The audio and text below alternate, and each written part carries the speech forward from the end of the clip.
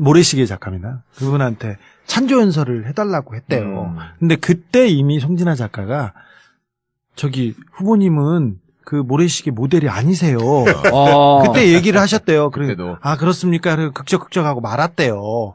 근데 제가 저기 조폭 전문이잖아요. 그래서 제가 모래시계 그 주변 그 사람들을 다 만났어. 그리고 홍준표 의원이 90년대 초반에 광주지검 강력부 검사로 이렇게 딱 배치가 되고 옵니다. 거기서 진짜 나쁜 짓 많이 했죠. 그렇죠. 네. 왔는데 홍준표 의원이 책을 썼어요. 책을 썼는데 거기서 자기가 골프장에서 누구랑 지나가는데 사업가랑 지나가는데 저 앞에 여운안이라고 그러니까 모래시계에서 조폭 보스 나쁜 보스로 이렇게 모델로 돼 있던 사람. 대한민국 판결 사상 처음으로 조폭의 고문으로 되어 있는 양반. 그렇죠. 아유, 역시 잘하시네요. 그 국제 PJ파라는 사람을 골프장에서 만났대요. 만나서 지나가면서 신경전을 벌였어. 근데 그 당시에 광주지검 강력부 홍준표 검사하고 같이 간 사람이 김태촌 범서방파의 굉장히 높은 사람이에요. 그 사람이에요. 근데 그 사람하고 이 국제 PJ파하고 관계가 안 좋으니까 저 사람을 한번 잡겠다고 생각한 거예요. 그리고 결정적인 게 여운한 씨라는 사람이 그때 90년대 초반에 명절 선물로 독일 henkel 쌍둥이 칼 있지 않습니까? 칼을 보냈다. 이거 되게 유명했습니다. 조폭이 저기 검사한테 칼을 보냈다고 해가지고 큰 위협한 사건으로 굉장히 뉴스가 됐는데 그 사건에 잘못 배달된 거였죠. 네, 전무가 뭐였냐면은 그 여운한 씨라는 사람은 그때 henkel 가이가 굉장히 수입도 안 되고 비싼 칼이에요. 그래서 쌍둥이 칼이라고 하잖아요. 네, 부잣집들한테 굉장히 고가의 선물로 각광을 받을 때였는데 이 여운한 씨가 쭉 이렇게 돌렸는데 자기 같은 아파트에 그 아파트에 홍순표라는 의사 선생님이 있었어요. 그 사람한테 주라고 경비 아저씨한테 줬는데 홍준표 검사한테 줘버린 거예요. 홍준표 검사한테 준 거예요. 그래가지고 잘못 보냈잖아요. 근데 경비 아저씨가 그럼 말았어야 되는데 그 칼을 찾아온 거예요. 근데 칼을 줬다 뺐으니까 열 받아서 자기를 잡았다. 이게 그 피해자 그러니까 여운한 씨의 증언이에요. 근데 여운한 씨 줬다 뺐었다고? 네. 근데 여운한 씨는 어렸을 때는 저기 그 어두운 조폭 생활을 하기도 했어요. 칼부림을 하였다가 감옥에 갔으니까 그런 사람이었죠. 그런데 그 이후에는 돈을 많이 벌어가지고 그쪽 그 조직하고 전혀 관계가 없고 전혀는 아니고 조폭의 보스나 활동을 한 사람이 아니었고 그 옆에 있는 사람이었는데 홍준표 검사가 엮었죠. 조직 범단의 보스로 그리고 굉장히 중요한 사람으로. 근데 나중에 가니까 이렇게 판결해놨습니다. 어떻게 잘하시나요? 광주 PJ파 고문이라고 해놓고 그 이유가 뭔지 아세요? 조폭들이 체육대회 하는데 거기다가 음료수 보냈다고. 네. 그게 범죄 사실이야. 그러니까 홍준표 검사는 이 사람이 조폭 보스가 아니라는 걸 잘 알고 있었어요. 알면서도 과거에 거기에 몸담았다는 이유로 자기 칼 줬다 뺐었다고. 여운한 씨가 홍준표가 도지사 출마하고 이럴 때 나하고 공개 토론하자. 여러 번 얘기했어요. 몇 번 얘기했어. 그리고 그 여운한 씨는 책도 썼어요. 모래시계 갇힌 시간. 갇힌 시간. 잘하시네요. 내가 왜 잘하는지 알려줄게. 포털. 모래시계에 갇힌 시간. 네. 그랬습니다. 어떻게 아주 그렇게 잘하세요? 김광진 의원하고 상관 있는 것도 알아요? 알죠. 알죠. 그래서 제가 그때 뭔가 흥미로웠지. 너 왜? 당신 박시영 씨 왜 오셨어 오늘? 홍준표 의원하고 같이 그때 골프장에서 같이 갔던 그 조폭도 제가 다 만나서 다 취재해보고 그랬습니다. 오늘 그분이 안 그래도 전화가 왔길래 당신 베프는 어렵습니다. 제가 얘기를 해가지고 그분도 마음을 다르게 먹었어요. 여운환. 네, 여운환 씨는 그 홍준표 검사한테 당해서 조폭 보스로 엮여서 감옥에 갔던 사람이에요. 그럼 징역을 범다니면 세게 살았을 텐데. 그것뿐만 아니라 그 뒤로도 뻑하면은 조폭 뭐라고 해서 끌고 들어가가지고. 왜냐면 검사들이 그 리스트 있는데 뻑하면 그 조폭들 끌고 갖고 징역 살리고 후리가리 때리고 그러잖아요. 생색내기에 좋은 저거잖아요. 아이템이잖아. 그래가지고 하여튼 온데 다. 이용호 게이트 때도 가서 괜히 어물게 고생하고 이용호는 정말 정말 시대의 사기꾼이거든. 네. 이용우 때 그랬지. 그다음에 저 최규선 선생 또 뭔 일 하면서 돌아다니면은 또 꼭 여운하고 DJ 때 붙여가지고 연결하려 그러지. 하여튼 호남에서 뭔 일 있으면 꽉 다 붙여서 엮으려 그래.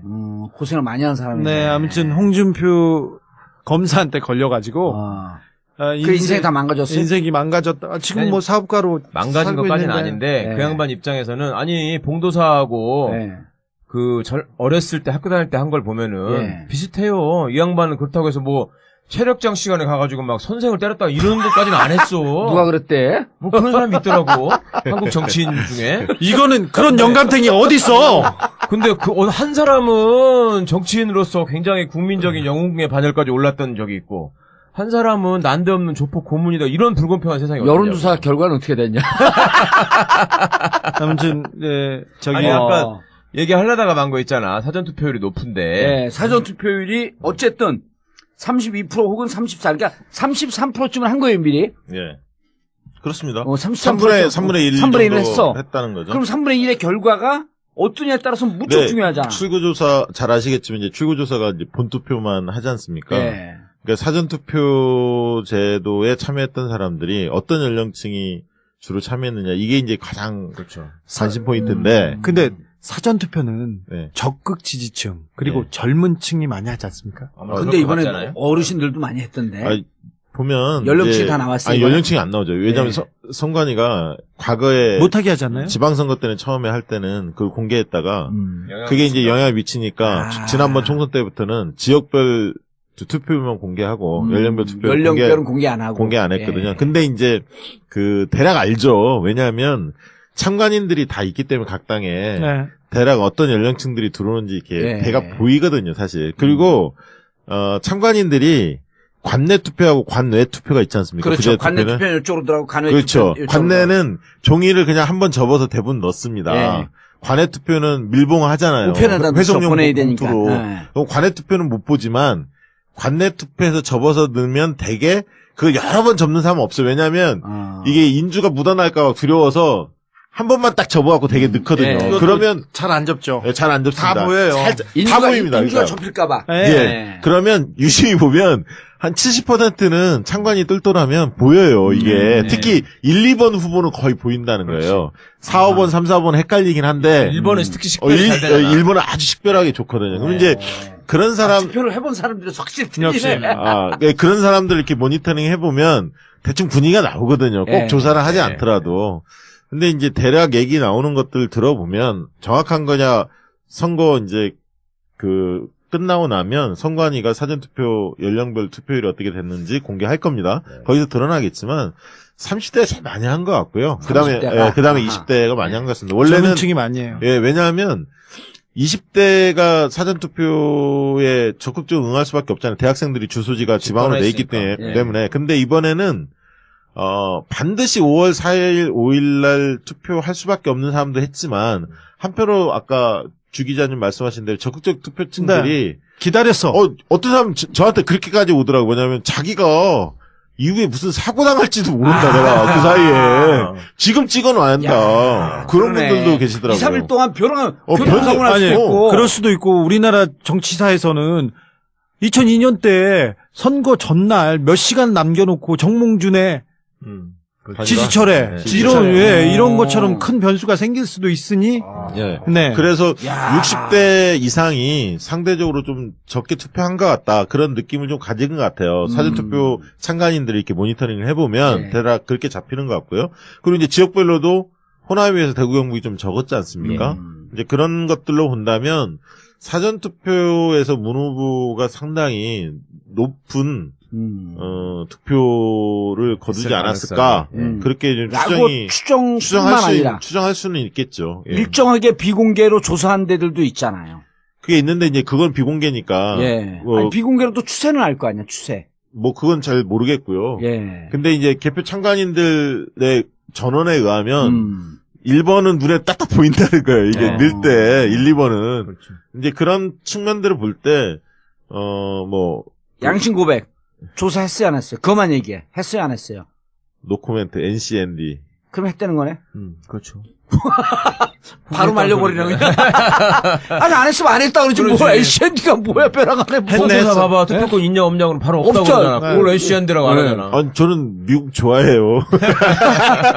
투표조사했는데, 그러니까 지금 오늘 한 얘기는 투표 참가인들의 전원인 척 하면서 그 조사한 결과를 사전에 노출시켰을 가능성을 전혀 배제할 수 없다고 얘기하면 선거법에 걸릴까봐. 맞네, 맞아. 맞네, 맞아. 예. 결과 나온 거예요. 몇 명 조사했어? 1000명, 1500명. 전 몰라요. 했네요, 했기는. 모른다니까요. 그러니까, 이런 거죠. 지금, 만약에 조사한 데가 있다고 한다면.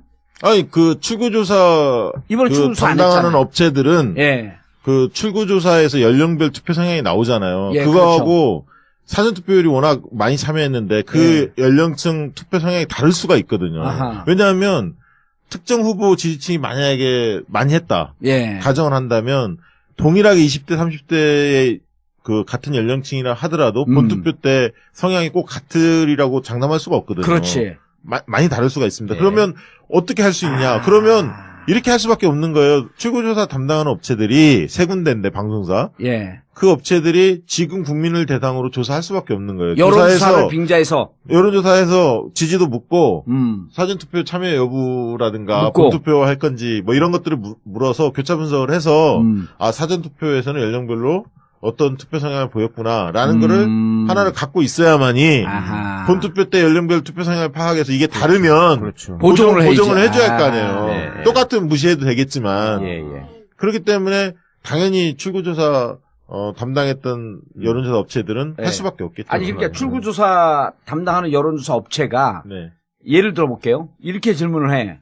자, 쭉쭉쭉 이렇게 성향을 물어봐. 그럼 마지막에 사전투표를 하실 겁니까? 본투표를 본투표를 하실 겁니까? 그럼 사전투표를 할 겁니다. 그럼 사전투표를 한 거로 되는 거 아니야? 사전투표 했습니다. 그럼 사전투표에서 몇 번을 찍었습니까? 라고 물어보는 게 법적으로 하자가 있어요, 없어요?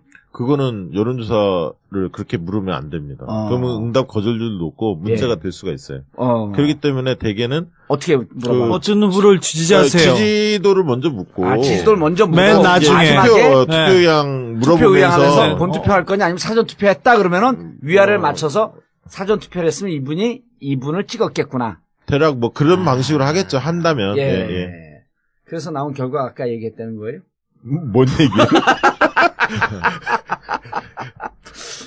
뭔 얘기 하시는 거예요? 그러니까 NCND. 근데 상식적으로 생각했을 때 사전 투표를 하려고 막 마음이 달아가지고 뛰어가는 분들은 빨리 하여튼 내가 투표를 해서 정권을 바꾸고 싶다는 마음에 뛰어가지. 그렇지. 홍준표 찍으러 뛰어다니겠어요. 그 쪽팔리게. 발적자 뭐 그거 갖고 뛰어가진 않아. 사람들이 보고서 뭐라고 생각하겠어, 그걸. 저는 이제 집안일이 있다가 어머니 모시고 이제 집사람하고 신사동에서 했거든요. 압구정구 옆에.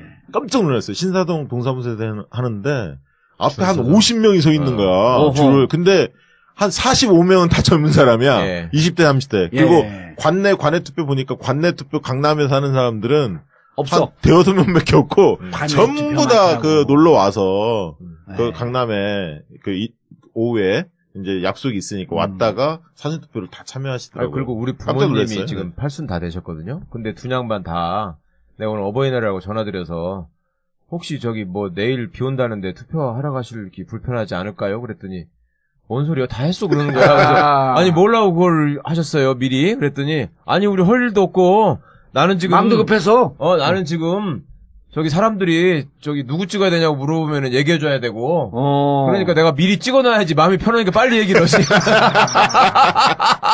그 여러 번 접는 사람은 없어요. 왜냐면 이게 인주가 묻어날까 두려워서 한 번만 딱 접어갖고 되게 넣거든요. 그러면 잘 안 접죠. 잘 안 접습니다. 다 보여요.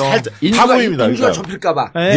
그러면 유심히 보면 한 70%는 창관이 똘똘하면 보여요. 이게 특히 1, 2번 후보는 거의 보인다는 거예요. 4, 5번, 3, 4번 헷갈리긴 한데 1번은 특히 식별이 잘 되잖아. 1번은 아주 식별하게 좋거든요. 그럼 이제 그런 사람 투표를 해본 사람들이 확실히 틀리네. 그런 사람들 이렇게 모니터링 해보면 대충 분위기가 나오거든요. 꼭 조사를 하지 않더라도.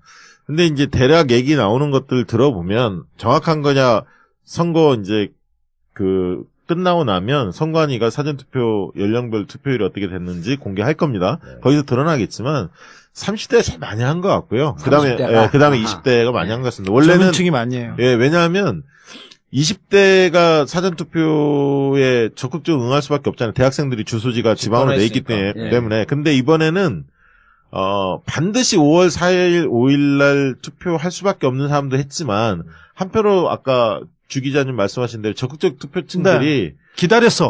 어떤 사람 저한테 그렇게까지 오더라고요. 왜냐면 자기가 이후에 무슨 사고 당할지도 모른다, 내가 그 사이에. 지금 찍어놔야 한다. 그런 분들도 계시더라고요. 2, 3일 동안 교통사고 날 수도 있고. 그럴 수도 있고, 우리나라 정치사에서는 2002년 때 선거 전날 몇 시간 남겨놓고 정몽준의 지지철에 이런 것처럼 큰 변수가 생길 수도 있으니 네. 그래서 60대 이상이 상대적으로 좀 적게 투표한 것 같다 그런 느낌을 좀 가진 것 같아요. 사전투표 참관인들이 이렇게 모니터링을 해보면 대략 그렇게 잡히는 것 같고요. 그리고 이제 지역별로도 호남에 비해서 대구 경북이 좀 적었지 않습니까? 이제 그런 것들로 본다면 사전투표에서 문 후보가 상당히 높은 투표를 거두지 않았을까? 그렇게 좀 추정할 수는 있겠죠. 예. 일정하게 비공개로 조사한 데들도 있잖아요. 그게 있는데 이제 그건 비공개니까. 예. 아니, 비공개로도 추세는 알 거 아니야, 추세. 뭐 그건 잘 모르겠고요. 예. 근데 이제 개표 참관인들의 전원에 의하면 1번은 눈에 딱딱 보인다는 거예요. 이게 늘 때. 모래시계 작가입니다. 그분한테 찬조연설을 해달라고 했대요. 근데 그때 이미 송진아 작가가 저기 후보님은 그 모래시계 모델이 아니세요. 그때 얘기를 하셨대요. 그래도 그렇습니까? 극적하고 말았대요. 근데 제가 저기 조폭 전문이잖아요. 그래서 제가 모래시계 주변 사람들을 다 만났어. 그리고 홍준표 의원이 90년대 초반에 광주지검 강력부 검사로 이렇게 딱 배치가 되고 옵니다. 거기서 진짜 나쁜 짓 많이 했죠. 그렇죠. 네. 왔는데 홍준표 의원이 책을 썼어요. 책을 썼는데 거기서 자기가 골프장에서 누구랑 지나가는데 사업가랑 지나가는데 저 앞에 여운안이라고 그러니까 모래시계에서 조폭 보스 나쁜 보스로 이렇게 모델로 돼 있던 사람. 판결 사상 처음으로 조폭의 고문으로 되어 있는 양반. 그렇죠. 역시 잘하시네요. 그 국제 PJ파라는 사람을 골프장에서 만났대요. 만나서 지나가면서 신경전을 벌였어. 근데 그 당시에 광주지검 강력부 홍준표 검사하고 같이 간 사람이 김태촌 범서방파의 굉장히 높은 사람이에요. 그 사람이에요. 근데 그 사람하고 이 국제 PJ파하고 관계가 안 좋으니까 저 사람을 한번 잡겠다고 생각한 거예요. 그리고 결정적인 게 여운안 씨라는 사람이 그때 90년대 초반에 명절 선물로 henkel, 독일 henkel, 쌍둥이 칼 있지 않습니까? 칼을 보냈다. 이거 되게 유명했습니다. 조폭이 저기 검사한테 칼을 보냈다고 해가지고 큰 위협한 사건으로 굉장히 뉴스가 됐는데 그 사건에 잘못 배달된 거였죠. 네, 전모가 뭐였냐면은 그 여운안 씨라는 사람은 그때 henkel 가이가 굉장히 수입도 안 되고 비싼 칼이에요. 그래서 쌍둥이 칼이라고 하잖아요. 네, 부잣집들한테 굉장히 고가의 선물로 각광을 받을 때였는데 이 여운안 씨가 쭉 이렇게 돌렸는데 자기 같은 아파트에 그 아파트에 홍순표라는 의사 선생님이 있어요. 그 사람한테 주라고 경비 아저씨한테 줬는데 홍준표 검사한테 줘버린 거예요. 홍준표 검사한테 준 거예요. 그래가지고 잘못 보냈잖아요. 근데 경비 아저씨가 그럼 말았어야 되는데 그 칼을 1, 2번은 그렇죠. 이제 그런 측면들을 볼 때 양심 고백 조사했어요 안 했어요? 그것만 얘기해. 했어요 안 했어요? 노코멘트 NCND. 그럼 했다는 거네? 그렇죠. 바로 말려버리는 거야.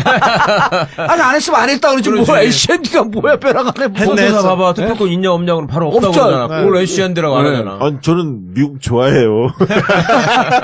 투표 조사했는데 그러니까 지금 오늘 한 얘기는 투표 참가인들의 전원인 척하면서 그 조사한 결과를 사전에 노출시켰을 가능성을 전혀 배제할 수 없다고 얘기하면 선거법에 걸릴까봐. 맞네, 맞아. 예. 결과 나온 거예요. 몇 명 조사했어? 1000명, 1500명. 전 몰라요. 했네요, 했기는. 모른다니까요. 그러니까, 이런 거죠. 지금, 만약에 조사한 데가 있다고 한다면? 아니, 출구조사. 이번에 출구조사 안 담당하는 했잖아요. 업체들은. 출구조사에서 연령별 투표 성향이 나오잖아요. 그거하고, 사전투표율이 워낙 많이 참여했는데 그 연령층 투표 성향이 다를 수가 있거든요. 아하. 왜냐하면 특정 후보 지지층이 만약에 많이 했다. 가정을 한다면 동일하게 20대, 30대의 그 같은 연령층이라 하더라도 본투표 때 성향이 꼭 같으리라고 장담할 수가 없거든요. 그렇지. 많이 다를 수가 있습니다. 그러면 어떻게 할 수 있냐? 그러면 이렇게 할 수밖에 없는 거예요. 출구조사 담당하는 업체들이 세 군데인데 방송사. 그 업체들이 지금 국민을 대상으로 조사할 수밖에 없는 거예요. 여론조사를 빙자해서. 여론조사에서 지지도 묻고 사전투표 참여 여부라든가 본투표 할 건지 뭐 이런 것들을 물어서 교차 분석을 해서 아 사전투표에서는 연령별로 어떤 투표 성향을 보였구나라는 거를 하나를 갖고 있어야만이 본투표 때 연령별 투표 성향을 파악해서 이게 다르면 그렇죠. 보정을 해줘야 할 거 아니에요. 똑같으면 무시해도 되겠지만 그렇기 때문에 당연히 출구조사 담당했던 여론조사 업체들은 할 수밖에 없겠죠. 아니 그러니까 출구조사 담당하는 여론조사 업체가 예를 들어볼게요. 이렇게 질문을 해. 자 쭉쭉쭉 이렇게 성향을 물어봐. 그럼 마지막에 사전 투표를 하실 겁니까? 본투표를 본투표를 하실 겁니까? 그럼 사전 투표를 할 겁니다. 그럼 사전 투표를 한 거로 되는 거 아니야? 사전 투표했습니다. 그럼 사전 투표에서 찾아온 거예요. 그러니까 칼을 줬다 뺐으니까 열 받아서 자기를 잡았다. 이게 그 피해자 그러니까 여운한 씨의 증언이에요. 근데 여운한 씨 칼 줬다 뺐었다고? 근데 여운한 씨는 어렸을 때는 저기 그 어두운 조폭 생활을 하기도 했어요. 칼부림을 하였다가 감옥에 갔으니까 그런 사람이었죠. 그런데 그 이후에는 돈을 많이 벌어가지고 그쪽 그 조직하고 전혀 관계가 없고 전혀는 아니고 조폭의 보스나 활동을 한 사람이 아니었고 그 옆에 있는 사람이었는데 홍준표 검사가 엮었죠. 조직 범단의 보스로 그리고 굉장히 중요한 사람으로. 근데 나중에 가니까 이렇게 판결해놨습니다. 어떻게 잘하시나요? 광주 PJ파 고문이라고 해놓고 그 이유가 뭔지 아세요? 조폭들이 체육대회 하는데 거기다가 음료수 보냈다고. 그게 범죄 사실이야. 그러니까 홍준표 검사는 이 사람이 조폭 보스가 아니라는 걸 잘 알고 있었어요. 알면서도 과거에 거기에 몸담았다는 이유로 자기 칼 줬다 뺐었다고. 여운한 씨가 홍준표가 도지사 출마하고 이럴 때 나하고 공개 토론하자. 여러 번 얘기했어요. 몇 번 얘기했어. 그리고 그 여운한 씨는 책도 썼어요. 모래시계 갇힌 시간. 그래도 갇힌 시간. 잘하시네요. 내가 왜 잘하는지 알려줄게. 포털. 모래시계에 갇힌 시간. 그랬습니다. 어떻게 아주 그렇게 잘하세요? 김광진 의원하고 상관 있는 것도 알아요? 알죠. 알죠. 그래서 제가 그때 뭔가 흥미로웠지. 당신 박시영 씨 왜 오셨어 오늘? 홍준표 의원하고 같이 그때 골프장에서 같이 갔던 그 조폭도 제가 다 만나서 다 취재해보고 그랬습니다. 오늘 그분이 안 그래도 전화가 왔길래 당신 베푸는 어렵습니다. 제가 얘기를 해가지고 그분도 마음을 다르게 먹었어요. 여운환. 네, 여운환 씨는 그 홍준표 검사한테 당해서 조폭 보스로 엮여서 감옥에 갔던 사람이에요. 그럼 징역을 범단이면 세게 살았을 텐데. 그것뿐만 아니라 그 뒤로도 뻑하면은 조폭 뭐라고 해서 끌고 들어가가지고. 왜냐면 검사들이 그 리스트 있는데 뻑하면 그 조폭들 끌고 갖고 징역 살리고 후리가리 때리고 그러잖아요. 생색내기에 좋은 저거잖아요. 아이템이잖아. 그래가지고 하여튼 온데 다.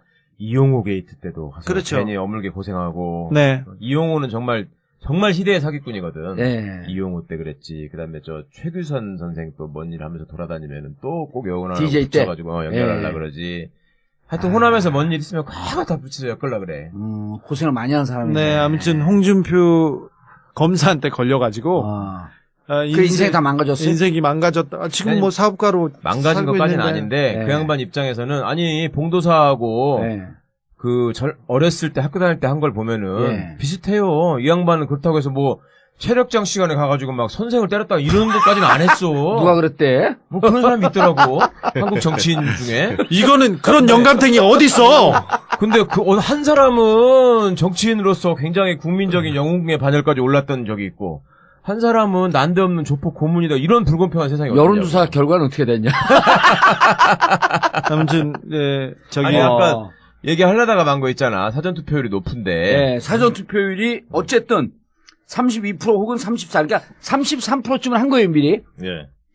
그렇습니다. 3분의 1 정도 했어. 했다는 거죠. 그럼 3분의 1의 결과가 어떠냐에 따라서 무척 네, 중요하잖아. 출구조사 잘 아시겠지만 이제 출구조사가 이제 본투표만 하지 않습니까? 네. 그러니까 사전투표 제도에 참여했던 사람들이 어떤 연령층이 주로 참여했느냐 이게 이제 가장 그렇죠. 관심 포인트인데. 근데 사전 투표는 네. 적극 지지층 그리고 네. 젊은 층이 많이 하지 않습니까? 근데 이번에 어르신들도 많이 했던데. 아니, 보면 연령층이 이제, 다 나왔어요. 아니 연령층이 안 나오죠. 왜냐하면 네. 선관위가 과거에 못하게 하잖아요. 지방선거 때는 처음에 할 때는 그걸 공개했다가 그게 이제 영향을 미치니까 지난번 총선 때부터는 지역별 투표만 공개하고 연령별 투표 연령별은 공개 안 하고 공개 안 했거든요. 예. 근데 이제 그 대략 알죠. 왜냐하면 참관인들이 다 있기 때문에 각 당에 네. 대략 어떤 연령층들이 들어오는지 이렇게 예. 배가 보이거든요, 사실. 그리고 참관인들이 관내 투표하고 관외 투표가 있지 않습니까? 그렇죠. 관내 투표는 이쪽으로 들어가고 관외 그렇죠. 투표 관내는